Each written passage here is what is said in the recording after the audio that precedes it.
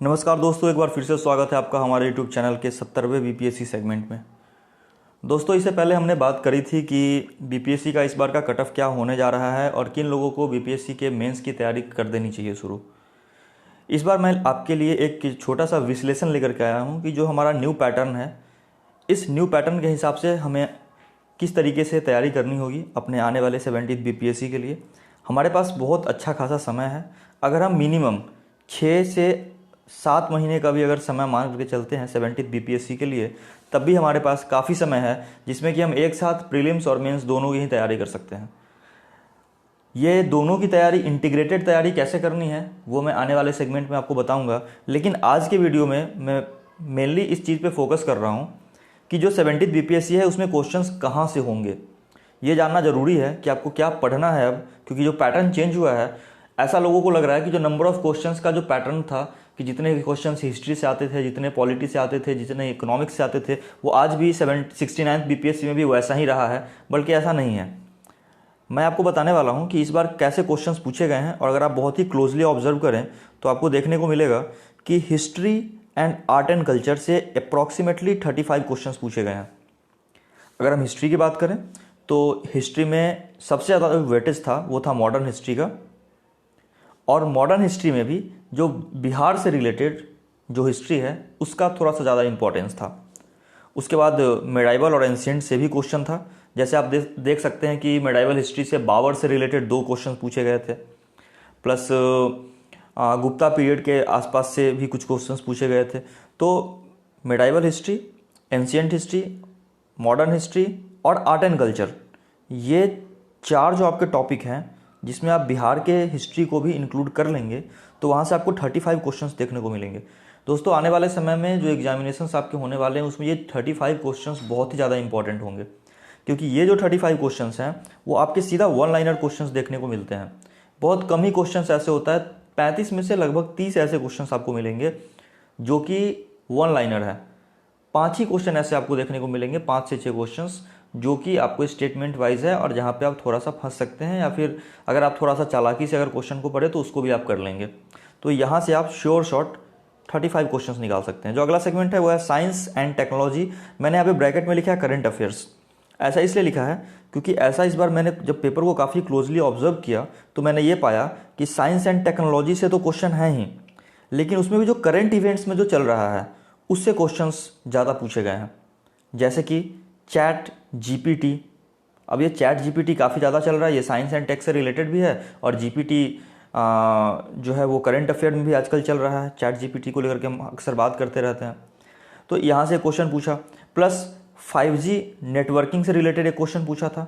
तो ये सारी चीज़ें जो है वो है तो साइंस एंड टेक की, लेकिन खासकर इसको ध्यान अगर दे तो ये करंट अफेयर से रिलेटेड चीज़ें हैं। तो साइंस एंड टेक्नोलॉजी और खासकर करंट अफेयर पे अगर आप ध्यान देते हैं तो 25 क्वेश्चन आप इस बार के पैटर्न के अकॉर्डिंग आप अगले एग्जाम में भी ले सकते हैं। और ये जो 2 सब्जेक्ट है, history art and culture and science and tech, ये आपको अप्रॉक्सीमेटली कट ऑफ के आसपास पहुँचा देगा। जो हमारा तीसरा सेगमेंट है जहाँ से ज़्यादा क्वेश्चन आए थे वो था हमारा ज्योग्राफी। दोस्तों, अगर ज्योग्राफी की बात करें, यहाँ पे 20 क्वेश्चंस थे। ध्यान देने वाली बात यह है कि इन 20 क्वेश्चंस में वर्ल्ड ज्योग्राफी, इंडियन ज्योग्राफी और बिहार ज्योग्राफी, तीनों के क्वेश्चंस को मिला करके और 20 क्वेश्चंस डाले गए हैं। यहाँ पे लोग कैटेगराइजेशन ऐसे करते हैं कि हिस्ट्री, पॉलिटी, ज्योग्राफी, इकोनॉमिक्स सारा को अलग कैटेगरी में डाल देते हैं और फिर आपको एक नया नाम दे देते हैं बिहार स्पेशल। दोस्तों, ये बिहार स्पेशल जैसा कुछ भी नहीं होता है। अगर आप हिस्ट्री पढ़ रहे हो तो बिहार के कॉन्टेक्स्ट में जो हिस्टोरिकल फैक्ट्स हैं आप उसको याद रख लो। जब आप ज्योग्राफी पढ़ रहे हो तो बिहार के कॉन्टेक्स्ट में जो ज्योग्राफिकल चीज़ें हैं आप उनको देख लो। जब आप इकोनॉमिक्स पढ़ रहे हो तो बिहार के इकोनॉमी के हिसाब से क्या इंपॉर्टेंट है आप उसको देख लो। यही आपका कवर हो जाएगा सारा का सारा सब्जेक्ट। बिहार स्पेशल अलग से पढ़ने की कोई ज़रूरत है नहीं। तो इसलिए मैंने ज्योग्राफी में बिहार, वर्ल्ड और इंडियन ज्योग्राफी तीनों को एक साथ इंक्लूड कर दिया, और मैंने देखा कि यहाँ पे 20 क्वेश्चंस पूछे गए हैं। तो ज्योग्राफी के बहुत ज़्यादा टफ क्वेश्चंस थे नहीं। अगर 20 क्वेश्चन हैं और आप अगर नॉर्मली पढ़ाई कर रहे हो, अब सिलेबस को आपने कवर कर रखा है, तो 12-13 क्वेश्चंस आप आराम से कर लेंगे। उतना भी ज़्यादा प्रॉब्लम वाला क्वेश्चन था नहीं। आगे अगर देखें, इकोनॉमिक्स, इस बार इकोनॉमिक्स ने थोड़ा सा परेशान किया था क्योंकि इकोनॉमिक्स के ज़्यादातर क्वेश्चंस जो थे वो बड़े बड़े स्टेटमेंट दे रखे थे। लेकिन उसमें भी अगर आपकी कॉन्सेप्चुअल क्लैरिटी है, आप इकोनॉमिक्स के करंट अफेयर्स से थोड़े से अवगत हैं, कुछ इंपॉर्टेंट टॉपिक्स को अगर आपने कर रखा है, तो इन 14 क्वेश्चंस में से जो जिसमें कि बिहार की इकोनॉमी और देश की इकोनॉमी, दोनों से ही रिलेटेड क्वेश्चंस थे। इस 14 में से आप 8 से 10 क्वेश्चन आराम से करके ले जाएंगे। स्टेटमेंट बड़े बड़े थे, लेकिन आपको उसमें शॉर्ट लिस्ट करना था, आपको उसमें एलिमिनेट करना था। अगर आपका एलिमिनेशन टेक्निक ठीक रहा होगा तो इसमें से क्वेश्चन इस बार भी आपका बना होगा, और अगर इस बार नहीं बना तो परेशान होने की जरूरत नहीं है, आने वाले एग्जाम में आपका क्वेश्चन जरूर बनेगा। आगे बात करें मैथमेटिक्स एंड रीजनिंग, हर बार की तरह इस बार भी कोई ज़्यादा बदलाव हुआ नहीं।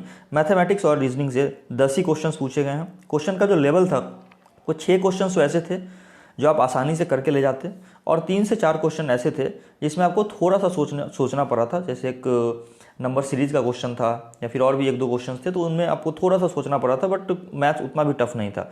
अगर आपका सामान्य बैकग्राउंड भी अगर मैथ्स का है तब भी आप मैथ्स करके ले जाएंगे। 6 से 7 क्वेश्चन तो मैं आपको सजेस्ट करूंगा कि मैथ्स के लिए अलग से बहुत कुछ पढ़ने की जरूरत नहीं है, आप बस PYQ अगर प्रैक्टिस करते रहते हैं उतना ही काफ़ी होगा। एक बहुत इंपॉर्टेंट सेगमेंट है करंट अफेयर्स। देखिए करंट अफेयर्स के 25 क्वेश्चन थे, जिसमें कि बिहार के करंट अफेयर भी थे, नेशनल करंट अफेयर भी था, और इंटरनेशनल करंट अफेयर भी था। अब इसमें मैंने लिखा है 25 क्वेश्चन थे, इसमें सबसे ज़्यादा जो वेटेज था वो नेशनल और इंटरनेशनल का था। बिहार के करंट अफेयर का वेटेज थोड़ा सा इस पर कम था, लेकिन अगर हम ओवरऑल करंट अफेयर की बात करें तो वो 25 क्वेश्चन थे। इन 25 क्वेश्चंस में अब आप सोचेंगे कि हर बार तो करंट अफेयर नेशनल इंटरनेशनल के 25 क्वेश्चंस होते थे, प्लस बिहार करंट अफेयर के 15-20 क्वेश्चंस होते थे, बट इस बार करंट अफेयर का वेटेज कम किया गया। अब ऐसा है नहीं, करंट अफेयर का वेटेज कम नहीं हुआ है। जैसा कि मैंने आपको पहले वाले स्लाइड में भी बताया था कि करंट अफेयर जो है वो साइंस एंड टेक्नोलॉजी में भी करंट अफेयर्स डाले गए हैं। तो जो साइंस एंड टेक्नोलॉजी को जो करंट अफेयर्स हैं उसको मैंने अलग ही काउंट कर लिया है। तो ओवरऑल अगर आप करंट अफेयर देखें तो 25 करंट अफेयर इधर और 25 करंट अफेयर इधर, टोटल 50 करंट अफेयर्स। मतलब अगर आप साइंस एंड टेक्नोलॉजी एंड सारे चीज़ों को अगर आप अपने नज़र में रखते हैं, अगर आप न्यूज़पेपर रेगुलर बेसिस पे पढ़ते हैं, आप किसी एक मैगजीन को फॉलो करते हैं, तो 50 क्वेश्चन तो आप आराम से करके ले जाएंगे। इसमें कहीं से भी कोई दो राय नहीं है। 50 क्वेश्चन आपके सिर्फ करंट अफेयर से आए थे। अब कोई उस क्वेश्चन को साइंस के कैटेगरी में डाल दे, कोई करंट अफेयर के कैटेगरी में डाल दे, कोई साइंस एंड टेक में डाल दे, वो अलग बात है।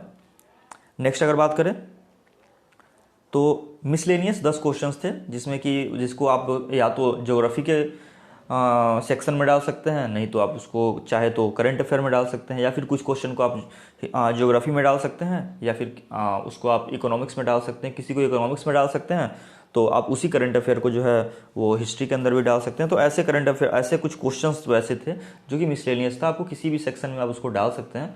तो 10 हमने मिसलेनियस मान करके चला है। इसके लिए आपको अलग से कुछ तैयारी करने की ज़रूरत नहीं है, आपका जो बुद्धि विवेक होगा वही काम आएगा।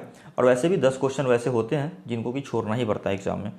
तो अगर हम एक शॉर्ट में अगर बात कर लें कि क्या क्या था, तो सबसे पहले करंट अफेयर 25 क्वेश्चन थे, मैथ्स और रीजनिंग 10 क्वेश्चन थे, इकोनॉमिक्स के 14 क्वेश्चन थे, ज्योग्राफी के 20 क्वेश्चन थे, साइंस टेक करंट अफेयर से रिलेट करके 25 क्वेश्चन थे, history and art and culture जो थे वो 35 क्वेश्चन थे। और इस तरीके से आपका 150 क्वेश्चन था। और 150 क्वेश्चन में सॉरी माफ़ कीजिएगा, एक और सेगमेंट है जो कि पॉलिटी है। पॉलिटी से इस बार अच्छे खासे क्वेश्चन थे, 16 क्वेश्चन।